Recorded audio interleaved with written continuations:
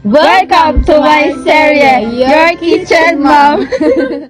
So, ayun guys, nagagalit na mama ko kasi di pa ako nagin. So, ito nga guys, ito yung tinatirong niya yung onion. Tapos yun, nilipat niya sa lalagyanan. Tapos, ayun, next. Ito, yan, dinahalo niya yung rice. Binabad niya yan guys. Tapos, yun, next ulit. Ang bilis. Tapos, ito yung manok. Yung biryani mix na Maggi. Hindi yan, ang tawag doon? Ang tawag doon? Hindi yan sponsored. Tapos, ayun guys, yung gulay.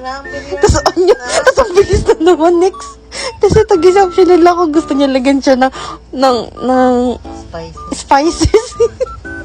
Ayan, nagkulang na ako sasabihin.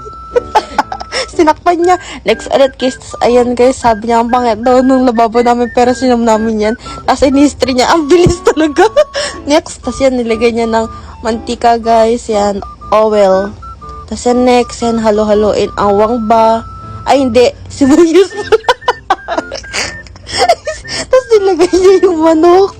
Yan, kailangan i-fried.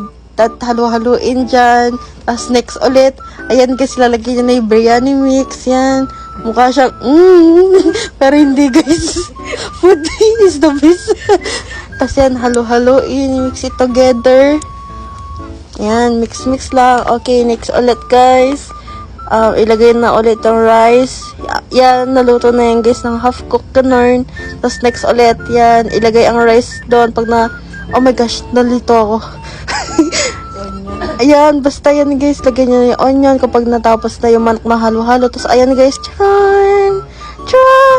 Ayan na ang kinalabasan kapag nahalo na chicken biryani. Taran! This is it. Mama's biryani. Your Kitchen Mom.